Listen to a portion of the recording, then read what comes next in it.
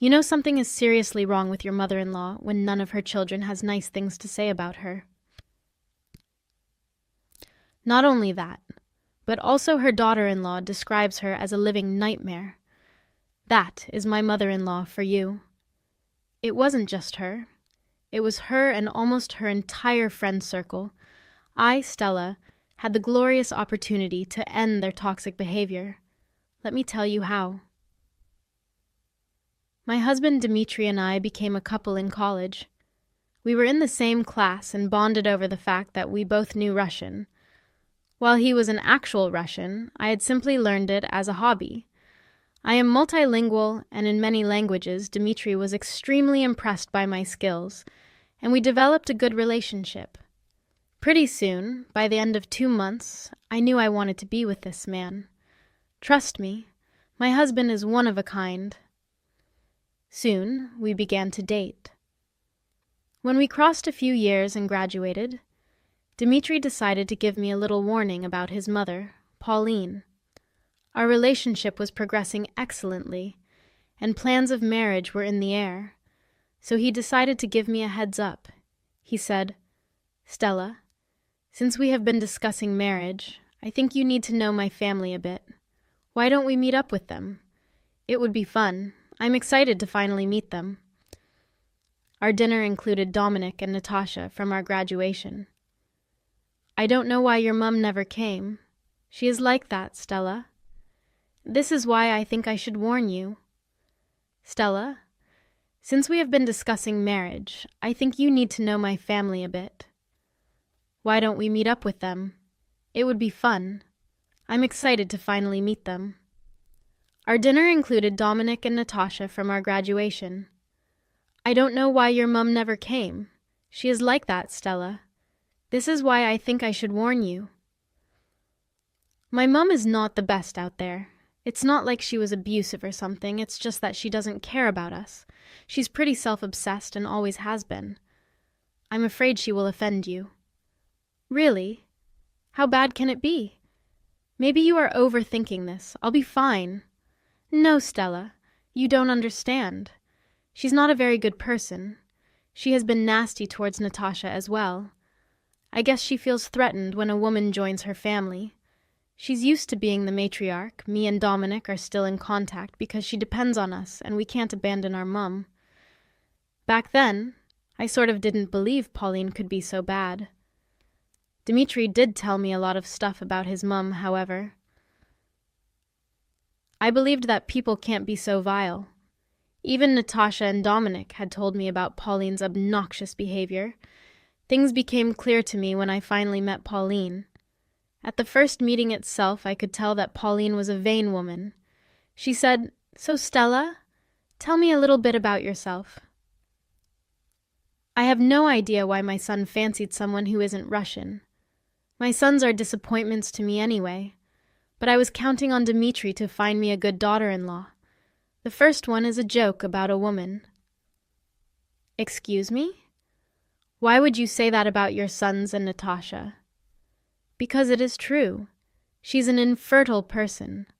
I can't believe my son hasn't divorced her yet. But then again, my sons tend to annoy me. Since you are here, I assume marriage has been talked about. We are planning to get engaged. Mom, it won't be long." "So I have to put up with this stupid girl for the rest of my life? Good to know. Is this meeting done yet? I have a spa date with my friends." This woman was shocking. She met me for the first time and didn't show any respect towards me and her own family. It was ridiculous. What's even more shocking is the fact that her sons are providing for her while she goes away and spends her money. Despite this, she kept calling them disappointments. I immediately knew that having a relationship with Pauline would be a disaster. When Dmitri finally proposed to me, I did voice out my concerns. I said, "Dmitri, I don't have a good feeling about Pauline. She is a vile woman. I'm sorry to say this, but your mum is the worst. How can you still have a relationship with her?" "I can't help it, Stella. She's my mom and my only parent. If I don't take care of her, she would have no one. I was hoping she would eventually change her ways." I'm not very sure about that, Dmitri. Honestly, I don't even want to be around her. I'm worried she would be a bad presence in our lives. Don't worry, Stella. If she tries anything with you, I won't tolerate it. I know my boundaries. I trusted his words. Dmitri did love me a lot, and I was sure he would protect me if necessary. However, after our wedding, Pauline's presence still became a huge problem. She constantly made me and Natasha work for her and fulfill her demands whenever Dominic and Dmitri were busy. She called us and demanded us to come and help her. She never stopped berating us whenever she saw us. It was becoming too much for us. However, Dominic and Dmitri had a hard time saying no to her. Plus, me and Natasha didn't have parents, so we went the extra mile to try and salvage a relationship. Everything changed when I discovered something even more horrible about her. You see, Pauline had a weekly lunch meeting with her friends. At first, we thought it was just old ladies spending quality time. That was, until I heard their conversations. One day, I had to go to her house to get some documents for Dmitri. When I knocked on her door, Pauline let me in. Her friends looked kind of uncomfortable, but didn't say anything. As I was leaving with the documents, I overheard their conversation in Russian. "Why did you let Stella in, Pauline?" "Oh, don't mind her. She is a dumb girl and doesn't know Russian. She says she does, but I know she is lying. Stella is super pretentious. You should have seen how fat she looked in a bikini on her recent trip. I swear a whale would look better. It would be a shame to be seen with her." "You really? These girls know nothing about being decent. My daughters-in-law are the same. She dresses like a cheap woman. You know, the last time she showed me clothes, I went and threw them out. She cried for days, and it made me so happy. God, they do deserve our little punishments. You know, I taught Natasha a good lesson last time. I added almonds to her food. She is allergic to them. I lied and said I didn't know. I don't know why she survived. She can't even have kids, so what's the point of her being alive? Good for you to teach her a lesson. My daughter-in-law has been getting out of control. I'm thinking about leaking some embarrassing pictures of her. She has been body conscious recently. I bet it would teach her a lesson to stop eating so much. I wanted to starve her the last time she was here." "Good, I did. I should try this out with Stella. That girl needs to be starved for a day or two. I doubt that will help, though. I can see why her parents decided to escape from her. I would have died too if I had such an ugly daughter. These girls think they are better than us. It's good we punish them when necessary. They have already charmed our sons. Someone needs to keep them under control and show them their place." Yes, these were the discussions that Pauline and her friends had every day. They kept on saying even more vile things and planning evil schemes on their daughters-in-law. Hell, Pauline even made fun of me by mentioning my dead parents. It made me sick to my stomach. With my quick thinking, I took out my phone and started to record. Then I quietly left the house without them knowing. I couldn't bear to be there anymore. Honestly, their discussion made me pretty sick and furious. I felt like crying my eyes out. These people were horrible. I had no idea a group of old ladies could be so vile and cruel. The things they continued to say disgusted me. I was furious at Pauline and the other women. They had no shame in plotting and scheming against their daughters-in-law. Hell, they took great joy in the suffering of their daughters-in-law. I was furious and wanted to reveal their true faces to everyone. So I made a plan. I knew that all the sons and daughters-in-law needed to know what goes on in these meetings held by the old ladies. Since all of the men and their wives were Russian, they would easily understand what was being said. I was the only one who wasn't Russian. Keeping this in mind, I decided to host a party. I didn't inform my husband about what had happened. Instead, I simply told him that we could organize a barbecue for everyone. However, I did meet up with Natasha and had a conversation with her. I said, "Hey, Natasha, there is something I wanted to tell you." Do you know those lunch meetings that Pauline goes to every week? Yes, what about them? Were you allowed to join in? Technically, I wasn't. I went home to get some documents and they let me in. I guess they thought I wouldn't understand their discussion. Pauline doesn't know that I learned Russian years back. I recorded their conversation for you. I played the recording for her. Natasha got wide eyes and immediately looked pissed. By the time the recording was done, she was ready to slap someone. I had to guess who that could be. She said, "What the hell were they thinking?" I always thought she was having a friendly get-together. She lives on our money, but has no problem talking about us. Believe me, Natasha, I cannot comprehend the freaking audacity of these women. I only recorded parts of the conversation.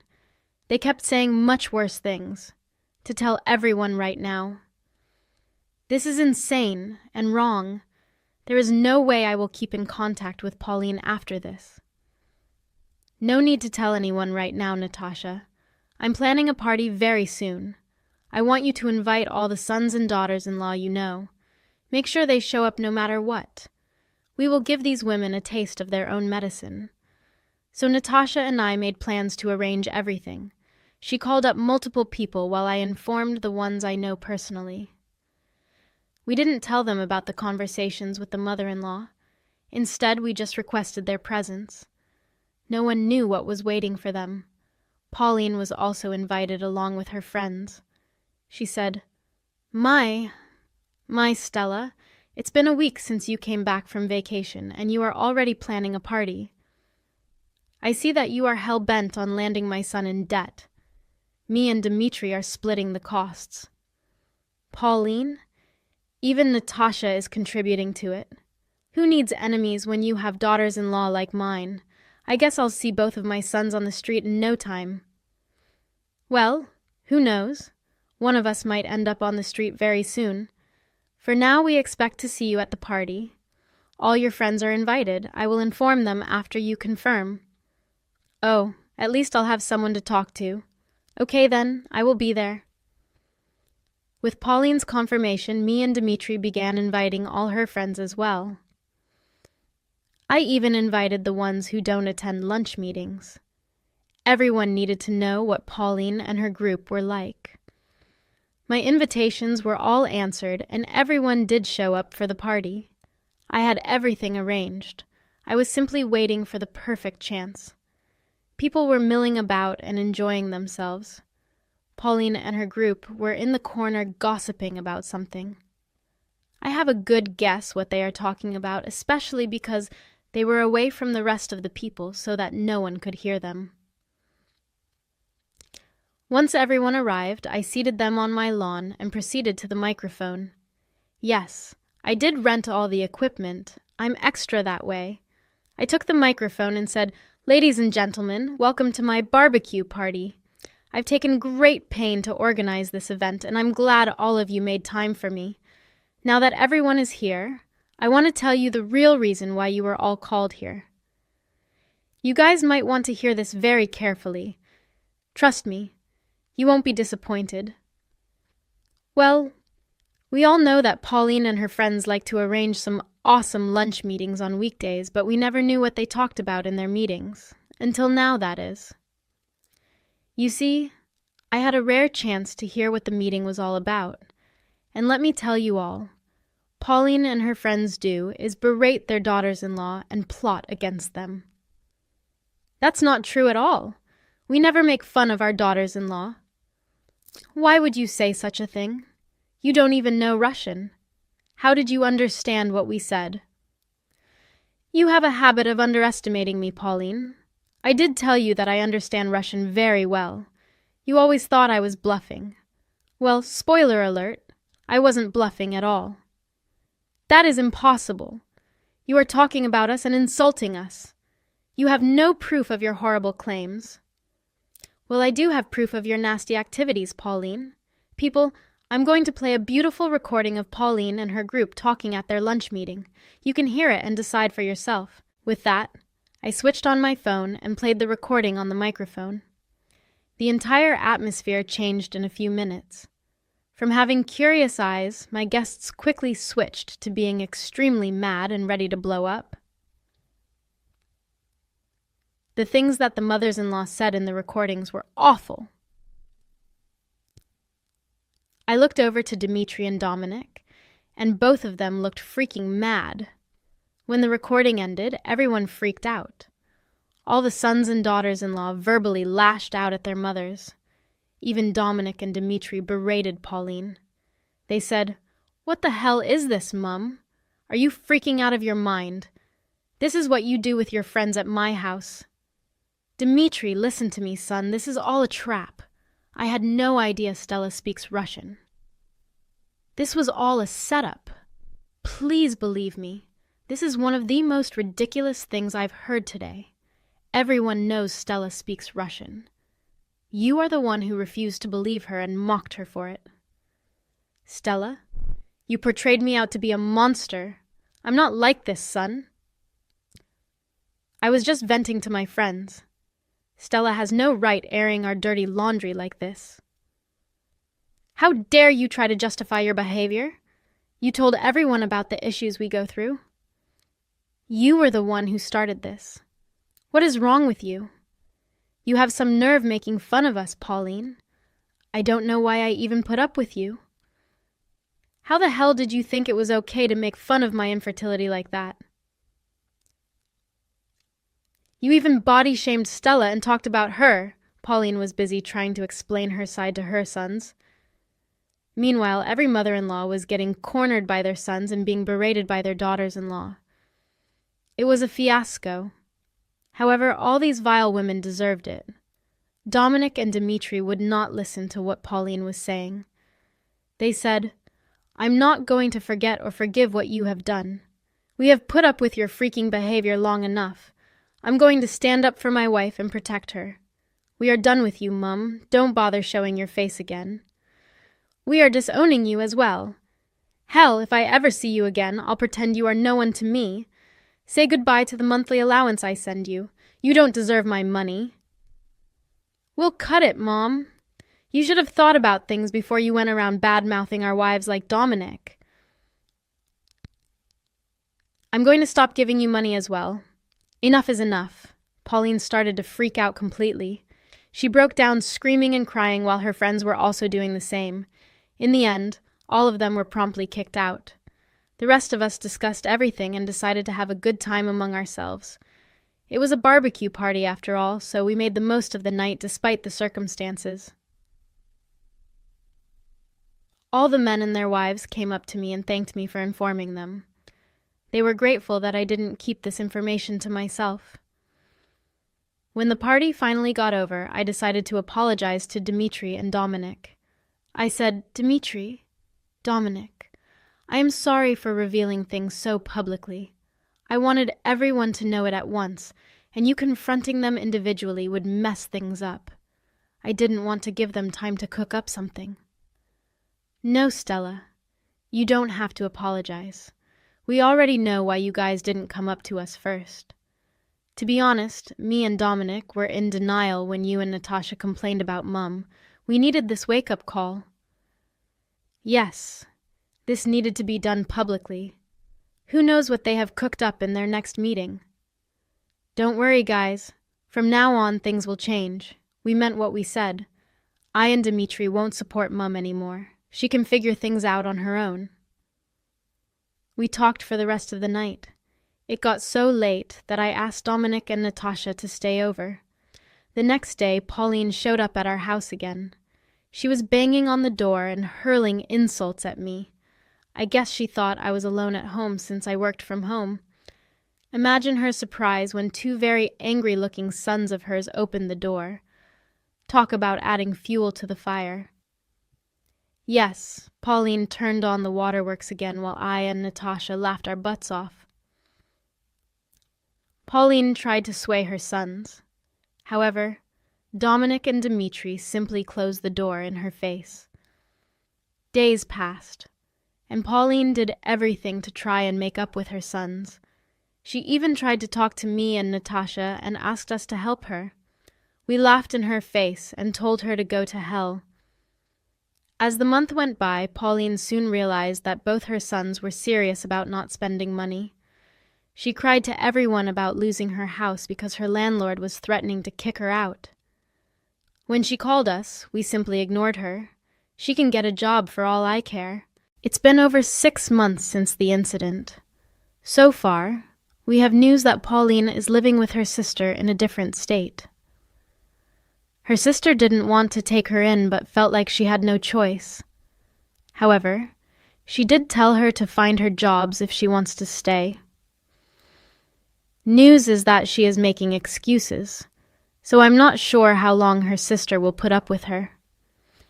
Meanwhile, her other friends have also faced serious consequences for their behavior. Some have been removed from their sons' homes, while others have gone low or have no contact. The group had broken up since everyone kept blaming each other for the fiasco. At this point, I don't even care what happens to the rest. I and Dmitri are back to having a peaceful life without finding Pauline criticizing our every move.